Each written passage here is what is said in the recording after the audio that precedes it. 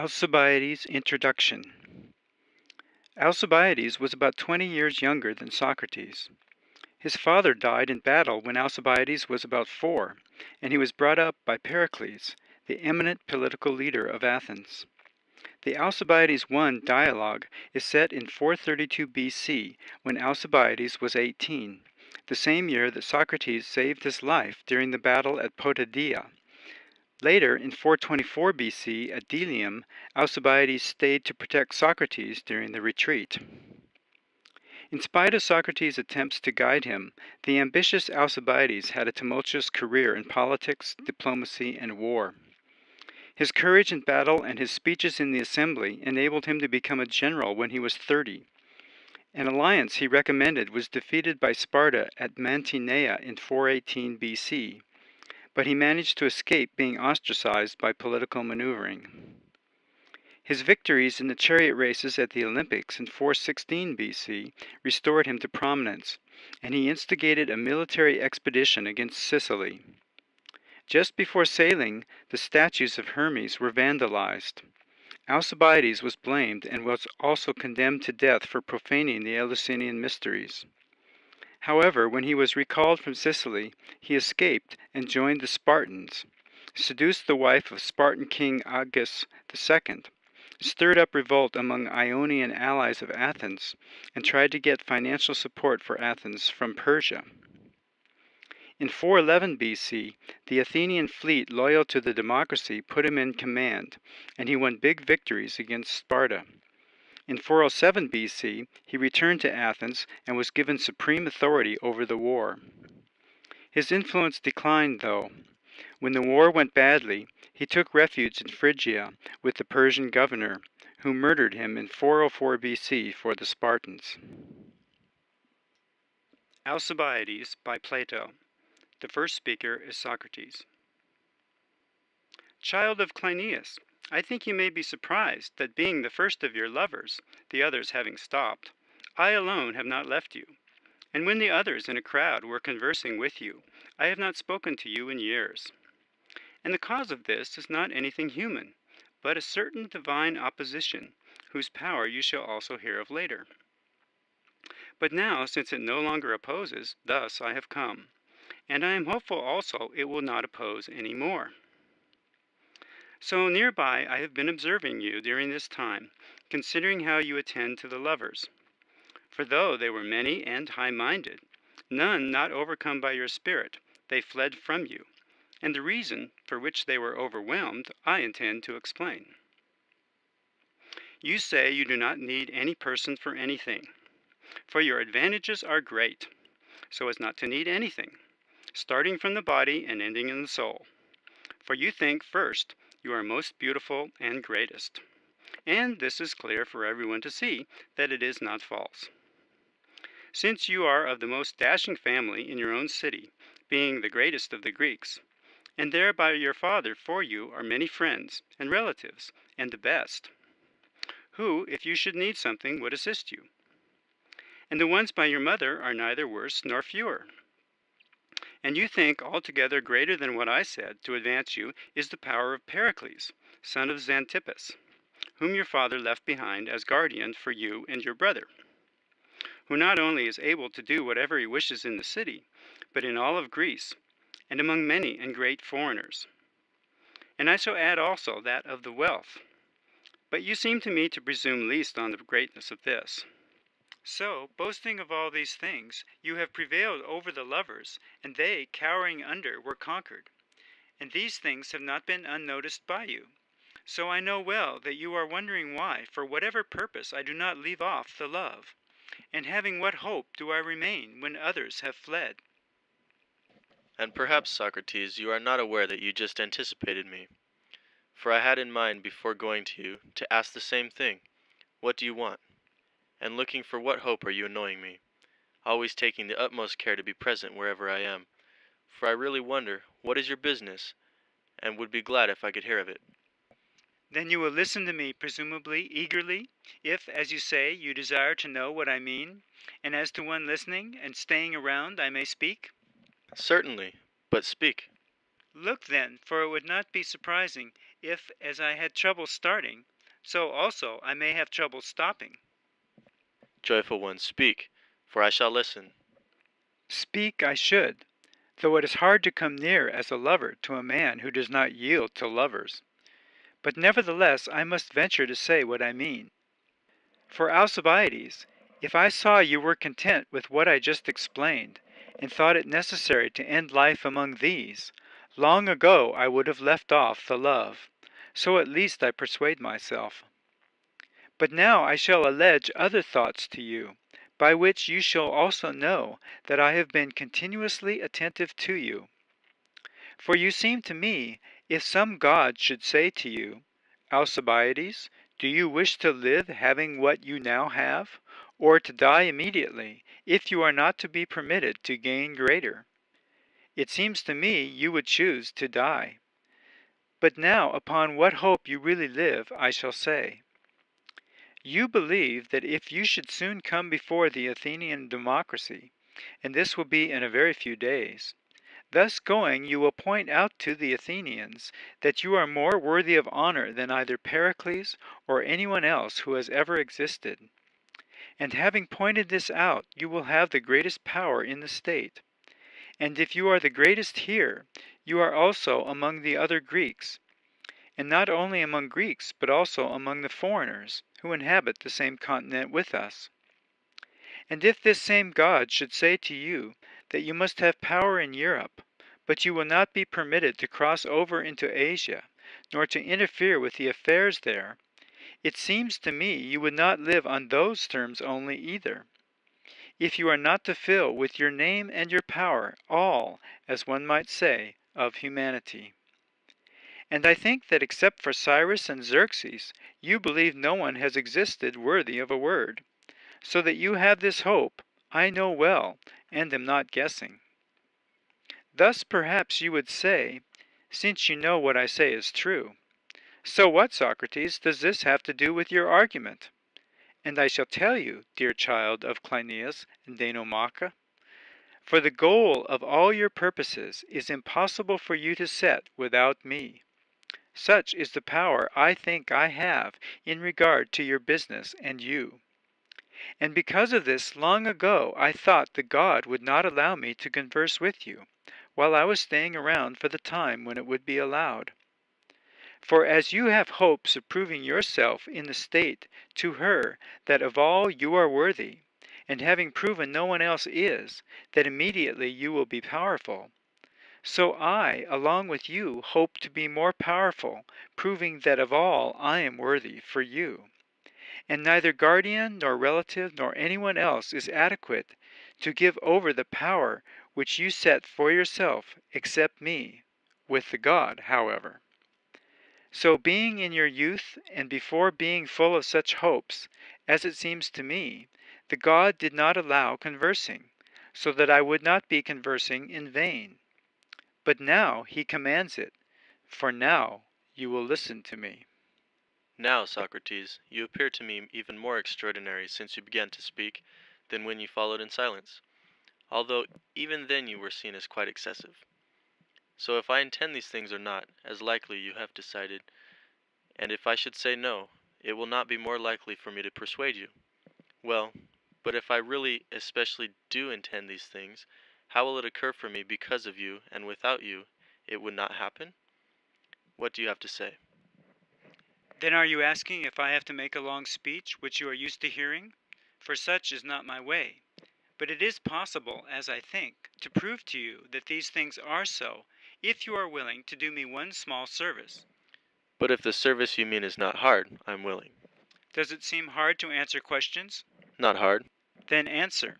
Ask. Then as to your having these intentions, which I say you intend, I am asking. Let it be so, if you wish, so that I may also know what you will ask. Come now, for you intend, as I say, to come forward in advising the Athenians in not too long.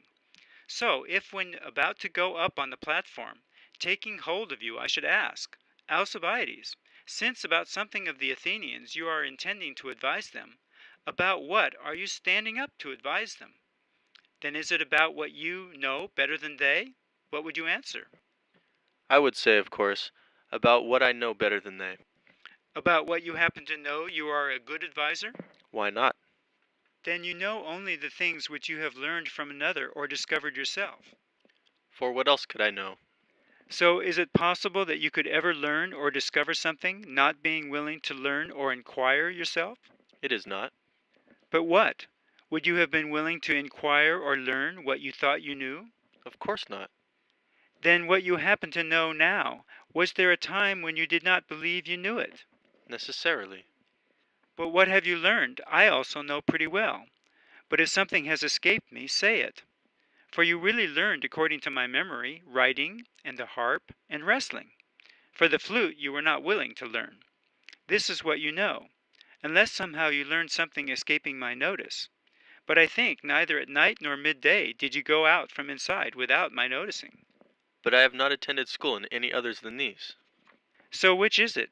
Is it when the Greeks are being advised about writing, how one should write correctly, that you will stand up to advise them? By God, not I. But then it is about notes on the lyre. Not at all. Nor are they used to being advised about wrestling in the assembly. Of course not.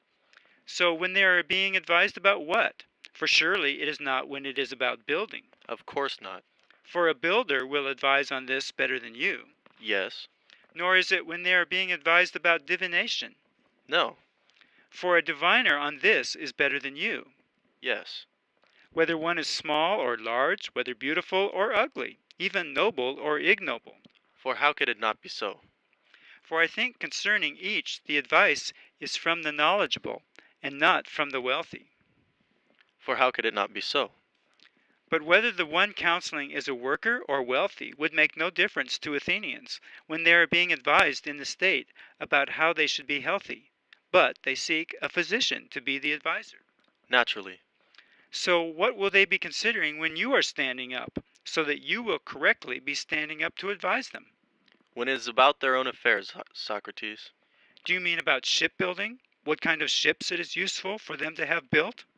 Not I, Socrates. For I think you do not know how to build ships. Is this the cause, or something else? No, but this is it. But about what affairs of theirs do you mean, when they are being advised? When it is about war, Socrates, or about peace, or other affairs of the state. Then do you mean when they are being advised with whom it is useful to make peace, and on whom to make war, and in what way? Yes. And on whom it is better, should they not? Yes. And at the time when it is better? Certainly. And for as long a time as is better? Yes.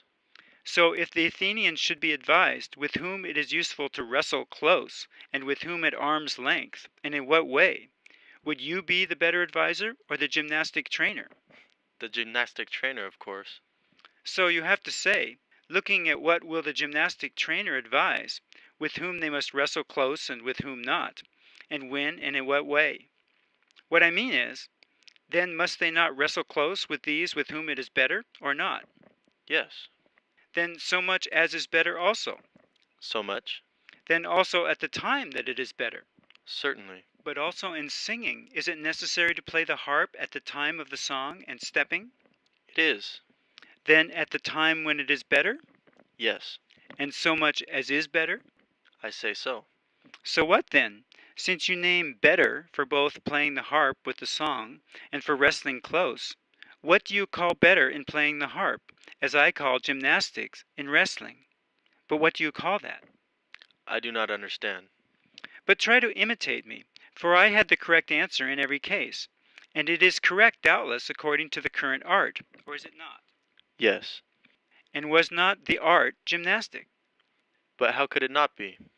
And I said in wrestling the better is gymnastic. You did say it. Then beautifully? It seems to me. Come then you too, for it would be fitting also for you to converse beautifully. Say first, which is the art which includes playing the harp and singing and stepping correctly? What is it called altogether? Is it not yet possible to say? Not now. Try another way. Who are the goddesses of the art? Do you mean the muses, Socrates? I do. Really, look, what is the art named after them? You seem to me to mean music. I do mean it. So what, according to this, is correctly done? As there I told you, according to the art, gymnastic was correct. And so now, what do you say is so here? How is it done? It seems to me by music. You speak well.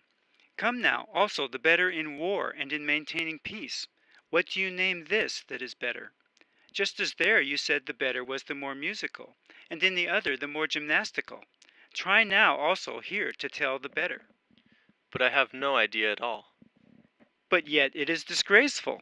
If you were speaking and counseling someone about food, that this kind is better, and now, and so much, since he would ask, what do you mean by the better, Alcibiades? About these things one would have to say that it is the more healthy, although you do not pretend to be a physician. And about what you pretend to be knowledgeable and counsel, standing up as one knowing, but of this, as is fitting, about which you were asked if you could say, are you not ashamed? Or does it not appear disgraceful? Very. Consider then, and be ready to say, to what does better refer in maintaining peace, and in warring with whom it is necessary? But in considering, I am not able to understand. Don't you know, when we make war, with what suffering we charge each other, when we go into warring, and what we name it when we go? I do, that someone deceived, or violated, or cheated. You have it. How are each of these suffered? Try to say, what is the difference between one or another? Do you mean by this, Socrates, justly or unjustly? The same. But this is the whole difference, and all of it. So what then? On which are you counseling the Athenians to war? Those doing the unjust or the just? This you are asking is tricky, for even if someone decides that it is necessary to war on those doing the just, he would not admit it. For this is not lawful, as is fitting. Of course not, nor does it seem to be beautiful. Then you will make your speeches along these lines also. Necessarily. So what else? The better which I was just now asking in reference to warring or not, and with whom it is necessary, and with whom it is not, and when it is, and when not, happens to be the more just, or not. It appears so. How so, dear Alcibiades? Has it escaped your notice that you do not know this?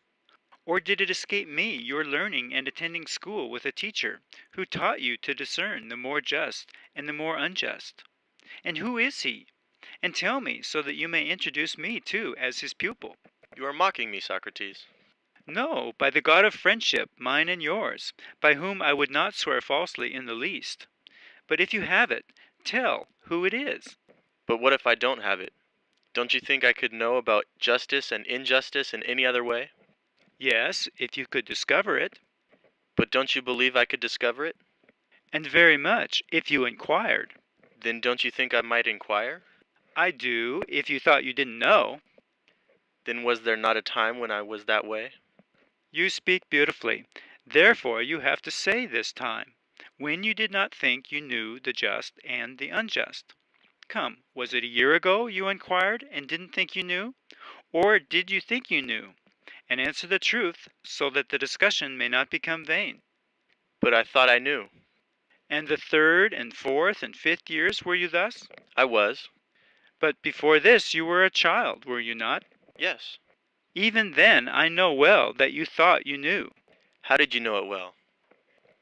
Many times I heard you at your teacher's when a child and elsewhere, and when playing dice or another children's game, how not having any doubt about the just and unjust, but speaking very loud and confidently about what occurred with the children, how one was bad and unjust and was thus doing wrong. Or do I not speak the truth? But what was I to do, Socrates, when someone was wronging me? But if it happened you were ignorant whether you were wronged or not at that time, do you mean, what are you supposed to do? By God. But I was not ignorant, but I clearly understood that I was being wronged. Then you thought you knew, even as a child, as is likely, the just and the unjust. I did, and I did know. In what time period did you discover it? For it was certainly not when you thought you knew. Of course not. So when did you believe you were ignorant? Consider, for you will not discover this period. By God, Socrates, then I have nothing to say. Then by discovering them you do not know these things. I appear not to at all. But you just said you do not know them by learning. And if you neither discovered nor learned, how do you know, and from where? But perhaps on this I was not answering you correctly, appearing to know this by discovering it. But how do you have it? I learned it, I think, and I also like the others. Again we come to the same argument. From whom? Tell me. From the many. Not in serious teachers are you taking refuge in appealing to the many. But what? Are they not capable of teaching? Not even how to play checkers and how not to, although I think this is more trivial than justice. But what, don't you think so? Yes, Then, unable to teach the more trivial, are they able to teach the more serious? I think so. But at any rate, many are able to teach the more serious things than checkers. What kind of things? For example, I learned to speak Greek from these, and I could not say who my teacher was, but I attribute it to the same ones, who you say are not serious teachers. But, noble one, the many are good teachers of this, and may be justly praised for teaching these things. Why? Because they have what is useful to be good teachers of these things. What do you mean by this? Don't you know that it is useful for those about to teach anything that they should first know it themselves, or don't you? For how could I not? Then those knowing agree with each other and do not differ. Yes, But if they differ on these, will you say they know these things? of course not. Thus, how could they be teachers of these things? They could not at all. So what then? Do the many seem to you to differ on what is stone or wood? And if you ask them, would they not agree on the same things? And do they go after the same things when they want to get stone or wood? Just as also with every such thing. For what I pretty much understand that you mean by knowing how to speak Greek is this, or is it not? Yes, Then on these things, as we said, they agree with each other, and with their own selves in private. And in democracy the states do not disagree with each other on these, and they do not affirm others. they do not. Then it is likely of these things also they will be good teachers. Yes, Then if we should want to make anyone know about these things correctly, we should send them to be taught by these many. certainly.